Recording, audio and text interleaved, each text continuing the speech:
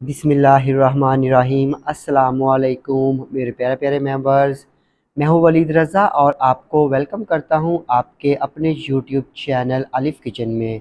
जी तो मेरे प्यारे प्यारे मेंबर्स, आज हम लोग बनाने जा रहे हैं गोला गंडा के ऊपर जो शरबत डाला जाता है, जो कलर्स डाले जाते हैं, वो उसकी रेसिपी आपके साथ शेयर करूंगा। और बिल्कुल एक कमर्शियल लेवल पे जिस तरह से वो रंग या शरबत बनाए जाते हैं वही रेसिपी आपके साथ शेयर करूंगा। तो वीडियो को एंड तक लाजमी देखिएगा और ये वीडियो देखने के बाद आप अपना खुद का जो गोले गंडे का बिज़नेस है, कारोबार है, वो भी स्टार्ट कर सकते हैं। तो आइए चलते हैं और जल्दी से फिर रेसिपी बनाना शुरू करते हैं। तो यहाँ पे गोला गंडा का शरबत तैयार करने के लिए हमने एक पैन लेना है और पैन में शामिल कर देनी है 3 किलो के जितनी चीनी और 2 लीटर हम इसमें पानी शामिल करेंगे। तो यहाँ पे मैं 5 से 6 इकसाम के जो है वो गोला गंडा के शरबत आपको तैयार करना सिखाऊंगा। तो यहाँ पे पानी शामिल करने के बाद हमने इसको मीडियम हाई फ्लेम पे कुक करना है और साथ ही साथ हमने इसमें चम्मच भी चलाते जाना है ताकि जो चीनी है वो पानी में अच्छे से डिज़ोल्व हो जाए। तो ये देखिए जी, यहाँ पे चीनी जो है वो पानी में बहुत अच्छे से डिज़ोल्व हो चुकी है और पानी में अच्छा खासा उबाल आना शुरू हो चुका है। और अभी यहाँ पे हम इसमें शामिल करेंगे 1.5 चाय का चम्मच टाटरी या सिट्रिक एसिड। सिट्रिक एसिड या टाटरी डालने से अगर आप इस गोले गंडे के शरबत को पूरा 1 साल भी फ्रिज में रखेंगे तो ये ख़राब नहीं होगा और ये बिल्कुल भी इसमें चीनी है वो क्रिस्टलाइज नहीं होगी, जमेगी नहीं।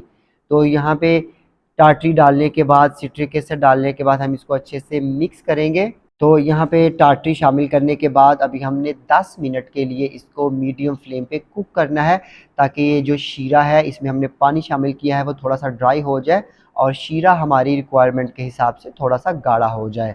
क्योंकि बहुत ज़्यादा हमने इसको पतला लिक्विड भी नहीं रखना और बहुत ज़्यादा हमने इसको गाढ़ा भी नहीं करना है।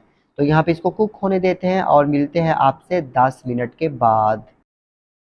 जी तो मेरे प्यारे प्यारे मेंबर्स, यहाँ पे शीरे को कुक होते हुए, पकते हुए 10 मिनट हो चुके हैं। अभी हम इसकी फ्लेम करते हैं बंद और इसको ठंडा कर लेते हैं क्योंकि गरम गरम शीरे में कभी भी एसेंस और जो कलर्स हैं वो नहीं शामिल किए जाते। तो यहाँ पे अभी सबसे पहले हम लोग जो खोए वाला पोर्शन है, जो सिरप है, शरबत है, वो रेडी करेंगे। तो इसके लिए मैंने गरम गरम शीरे में से ही 1.5 कप के जितना शीरा ले लिया है और यहाँ पे ये मेरे पास तकरीबन 200 ग्राम के जितना खोया है और इस खोए के हमने छोटे छोटे पीसेस करके इस शीरे में शामिल कर देने हैं।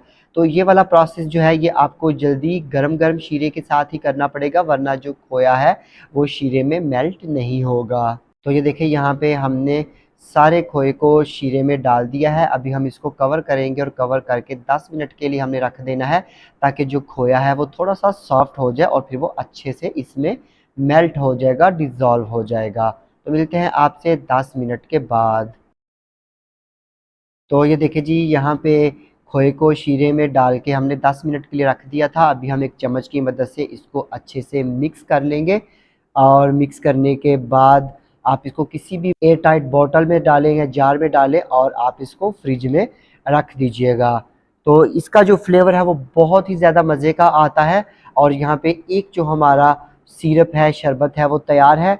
बाकी के लिए हमने सिरप को जो तैयार करके रखा है उसको अच्छे से ठंडा कर लेना है और फिर हमने जो बाकी के कलर्स हैं वो तैयार करने हैं। तो शीरे को हमने कम से कम जो है वो 8 घंटे के लिए रख के ठंडा कर लिया है। अभी हम उसमें कलर्स और जो एसेंस होते हैं, फ्लेवर्स होते हैं, वो शामिल करेंगे। लेकिन उससे पहले मैं आपको बताता चलूँ कि आपने इनको किस तरह की बॉटल्स में भरना है। तो ये मेरे पास शीशे की बॉटल्स हैं जिनको मैंने मार्केट से परचेज़ किया था और परचेज़ करने के बाद मैंने उबलते हुए पानी में 10 से 15 मिनट के लिए इनको बॉयल होने दिया था ताकि ये अच्छे से साफ़ हो जाए। इस सारे प्रोसेस को स्टेरलाइजेशन कहा जाता है और मैंने इन बोतलों को स्टेरलाइज़ कर लिया है और उसके बाद मैंने इनको अच्छे से खुश्क कर लिया था।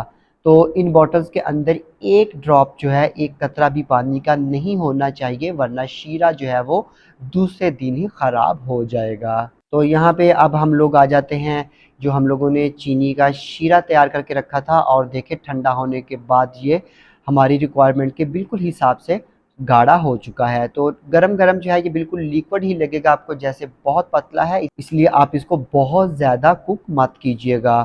تو یہ دیکھیں ابھی یہ بالکل بہت زیادہ ہماری ریکوائرمنٹ کے حساب سے اچھا خاصا گاڑھا ہو چکا ہے۔ تو یہاں پہ آپ کو میں ایک بہت ہی اچھی ٹپ دیتا چلوں، انسٹرکشن دیتا چلوں کہ آپ نے اس شیرے میں جون سا برتن، جون سا چمچ استعمال کرنا ہے وہ بالکل خشک ہونا چاہیے، ڈرائی ہونا چاہیے، بالکل بھی وہ گیلا نہیں ہونا چاہیے، ورنہ آپ کا شیرہ جو ہے وہ جمنا شروع ہو جائے گا، وہ دوبارہ سے کرسٹلائزڈ ہو جائے گا۔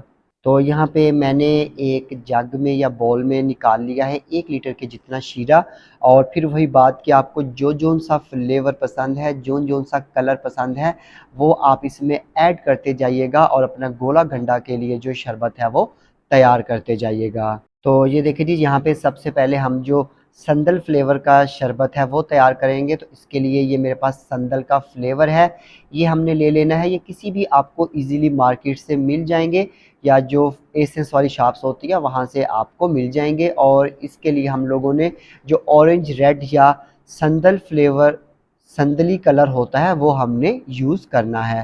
تو یہاں پہ تھوڑا تھوڑا کر کے ہم نے اس میں سب سے پہلے کلر شامل کرنا ہے، تاکہ جو کلر ہے وہ ہماری ریکوائرمنٹ کے حساب سے بالکل پورا آ جائے۔ ایک دم سے ہم نے بہت زیادہ کلر اس میں ایڈ نہیں کر دینا۔ تو یہاں پہ تھوڑا تھوڑا کر کے ہم نے اس میں کلر شامل کرنا ہے اور اس کو اچھے سے مکس کرتے جانا ہے۔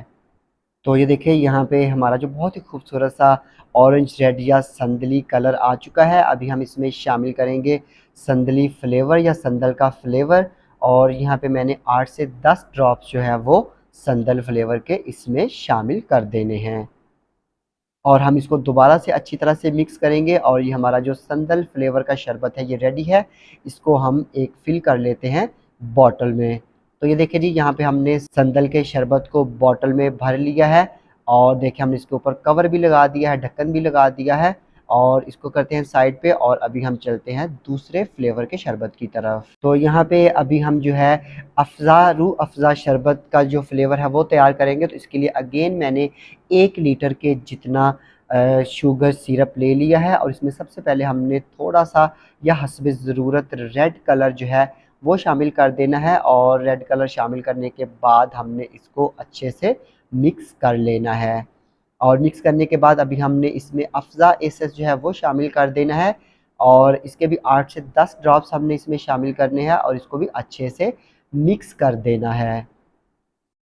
اور یہاں پہ یہ بھی ریڈی ہو گیا، ابھی ہم اس کو بھی باٹل میں فل کریں گے۔ اور یہاں پہ ابھی ہم لوگ پائن ایپل فلیور کا جو شربت ہے وہ تیار کریں گے۔ تو اس کے لیے اگین میں نے 1 لیٹر کے جتنا شوگر سیرپ لے لیا ہے، اور اس میں سب سے پہلے ہم نے شامل کر دینا ہے لیمن یا یلو فوڈ کلر۔ اور یہاں پہ پائن ایپل فلیور کا شربت بنانے کے لیے میں نے شوگر سیرپ میں تھوڑا سا یلو فوڈ کلر اور 6 سے 8 ڈراپس میں نے پائن ایپل فلیور کے شامل کر دینے ہیں، اور اس کو بھی میں نے اچھے سے مکس کر کے باٹل میں فل کر لینا ہے۔ اور یہاں پہ ابھی ہم لوگ مینگو فلیور کا جو شربت ہے وہ ریڈی کریں گے، اور اس کے لیے اگین میں نے 1 لیٹر کے جتنا شوگر سیرپ لیا ہے، اور اس میں ہم نے تھوڑا سا شامل کر دینا ہے لیمن فوڈ کلر، اور اس کے ساتھ ہی 1 چٹکی کے جتنا ہم نے اس میں اورنج فوڈ کلر شامل کرنا ہے، کیونکہ جب لیمن اور اورنج کلر ملتے ہیں تو بہت ہی خوبصورت سا جو مینگو کلر ہے وہ بنتا ہے۔ اور یہاں پہ اس کے ساتھ ہی میں نے اس میں بھی 6 سے 8 ڈراپس شامل کر دیے تھے مینگو فلیور کے، اور اس کو بھی اچھے سے مکس کر کے ہم نے باٹل میں بھر لینا ہے۔ تو یہ دیکھیں جی، یہاں پہ ہم نے جو سارے فلیورز کے شربت ہیں وہ تیار کر لیے ہیں۔ اگین وہی بات، آپ کو جون سا کلر پسند ہے یا جون سا آپ کے پاس اویلیبل ہے، جون سا فلیور آپ کو پسند ہے، وہی ایڈ کرتے ہوئے، وہی یوز کرتے ہوئے آپ اپنی مرضی کا گولا گنڈے کا جو شربت ہے وہ تیار کر سکتے ہیں۔ تو یہاں پہ یہ سب سے پہلا ہے جی ہمارے پاس سندلی شربت ہے، یہ والا افزا فلیور ہے، یہ والا پائن ایپل فلیور ہے، یہ والا مینگو فلیور ہے، اور یہ جو لاسٹ والا ہے یہ کھوئے والا فلیور ہے۔